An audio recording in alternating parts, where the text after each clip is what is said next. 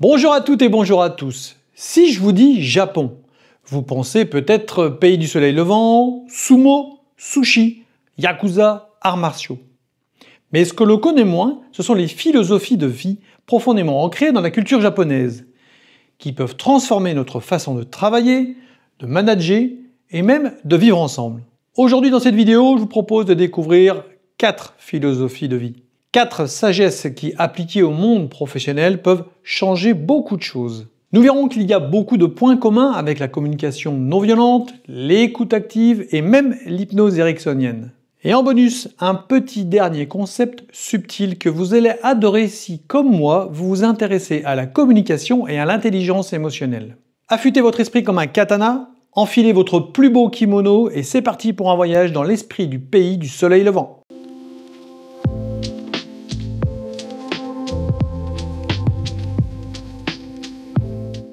Ubaitori, ne te compare pas aux autres. On va commencer par l'Ubaitori. C'est un mot poétique composé des noms des 4 arbres fruitiers qu'on trouve au Japon. Le prunier, le cerisier, le pêcher et l'abricotier. Chacun de ces arbres fleurit à sa manière et à son rythme. Aucun n'est en retard ou en avance. Et surtout, aucun n'est meilleur que l'autre. Dans le monde du travail, on vit dans une culture de la comparaison permanente. Les objectifs, les classements, les performances individuelles. Mais on oublie souvent que chacun a une trajectoire unique, un rythme d'évolution propre, des talents différents. En tant que manager, comparer sans cesse les collaborateurs entre autres, c'est prendre le risque de créer du stress, de la jalousie, du découragement, voire de faire fuir des talents. A l'inverse, reconnaître la singularité de chacun, idée que je défends quotidiennement. C'est construire un climat de confiance, valoriser les différences et permettre à chacun de se développer dans le respect de sa personnalité. C'est aussi ça l'intelligence collective, un jardin où les personnalités peuvent se développer à leur manière et à leur vitesse. D'un point de vue plus personnel, c'est arrêter de se comparer aux autres. Nous sommes tous différents, avec notre propre histoire, nos envies, nos compétences, nos besoins. Transition toute faite pour parler maintenant du deuxième point, l'ikigai.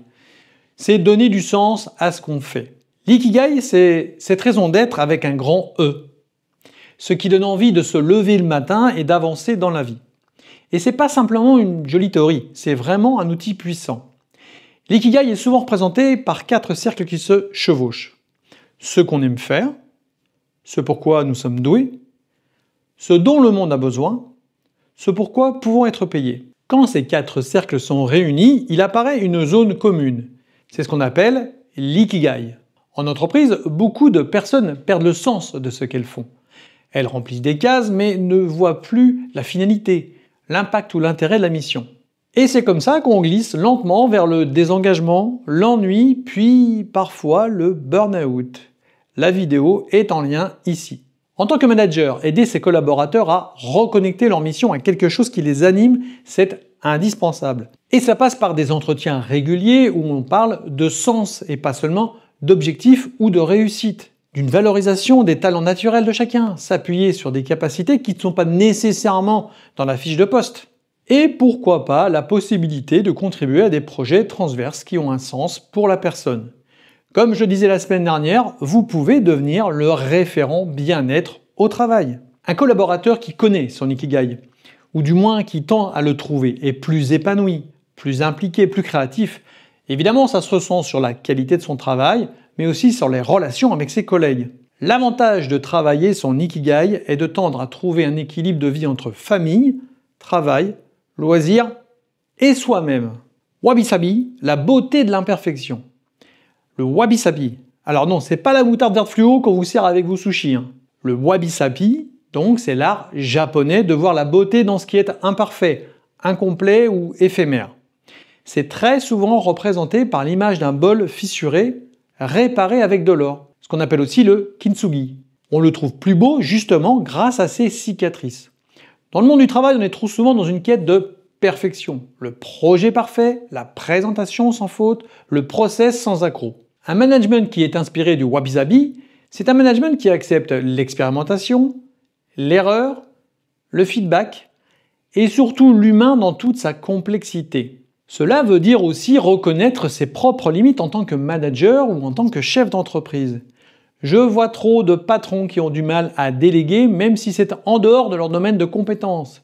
Et je les comprends, c'est difficile de laisser son bébé entre les mains de quelqu'un d'autre. Cependant, dire « je ne sais pas, j'ai besoin d'aide, j'ai fait une erreur » ou « je vais vérifier pour être sûr », ce n'est pas une faiblesse.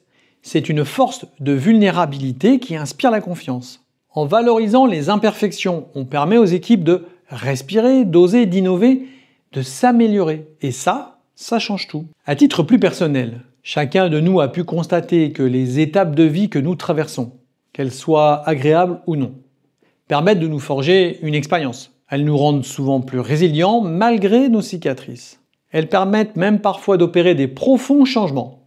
Ce qui nous amène au Kaizen, 4e point.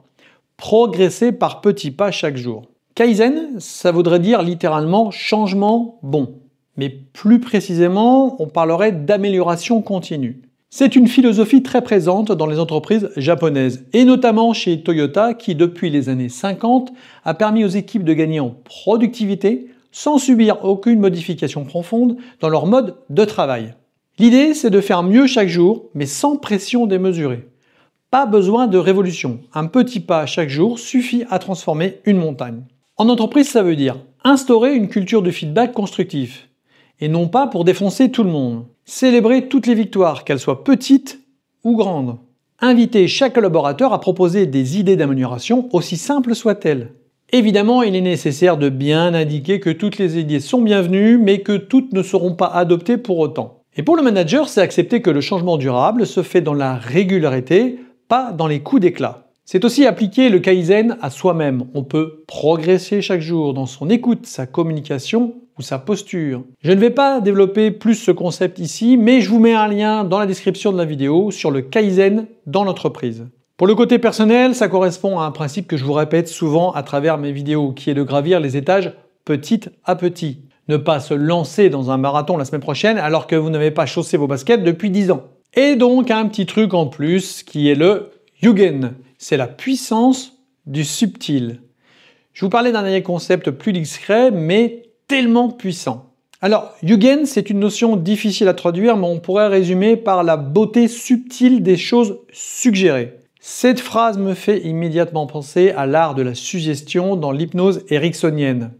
C'est ce qui est ressenti sans être dit. C'est ce qu'on perçoit dans le silence, dans le regard, dans l'intention et dans la façon d'amener les choses. Et ça nous parle directement de communication, d'écoute active, de présence consciente, de communication non verbale. Un management, ce n'est pas avoir besoin de tout verbaliser, c'est arriver à ressentir quand un collaborateur va mal, même s'il dit le contraire. Vous savez, c'est cet incontournable sourire forcé à la question « ça va ?» Le Yugen, c'est cette posture d'écoute profonde qui ressemble beaucoup à ce que Marshall Rosenberg propose avec la communication non violente. Yugen, c'est ce qui rend un échange riche, même sans mots. C'est ce qui crée la connexion humaine, c'est une bouffée d'air. Parfois, moins on parle, plus on comprend. Ces 4 sagesses japonaises, Ubaitori, Ikigai, Wabi-sabi et Kaizen, plus ce petit souffle de Yugen, ce sont des invitations à ralentir, à observer, à accompagner avec plus de finesse et de respect. Et dans le monde du travail, souvent trop bruyant, trop rapide, trop direct, parfois violent, ramener un peu de zénitude permet d'apaiser les tensions, diminuer les conflits et abaisser durablement le stress. Des éléments qui sont souvent initiés par la pression professionnelle. Donc si vous avez besoin d'analyse, de conseils, de formation, de coaching pour vous-même ou vos collaborateurs, vous pouvez me contacter notamment grâce au lien dans la description. Que ce soit par LinkedIn, Facebook, Insta, YouTube même, bref, on n'a jamais eu autant de moyens pour rester en contact.